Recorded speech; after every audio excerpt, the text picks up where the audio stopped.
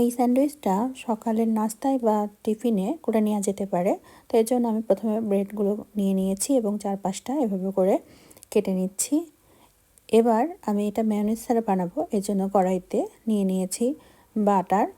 বাটারটা একটু গলিয়ে নিলাম। এবার এর ভিতরে আমি 2 চামচ মতো আটা দিয়ে দিয়েছি। আটাটা বাটারের সাথে বেশ ভালোভাবে ভেজে নেব। যখন এরকমটা হয়ে আসবে তখন এর ভিতরে আমি আগে থেকে জাল করে রাখা ঠান্ডা দুধ দিয়ে দেব।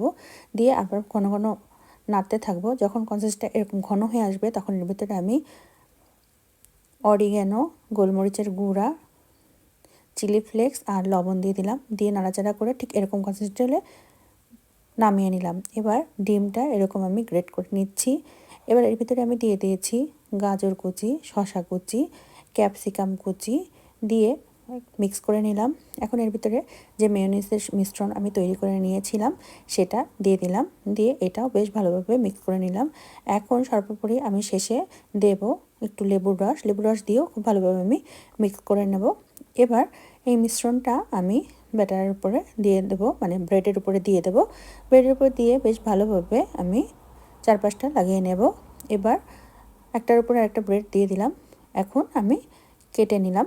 এটা কিন্তু খেতে খুব মজাদার হয়, খুব হেলদি একটা ব্রেকফাস্ট বা টিফিন। তো এটা কিন্তু বাড়িতে যে কোনো সময় তৈরি করে নেওয়া যেতে পারে।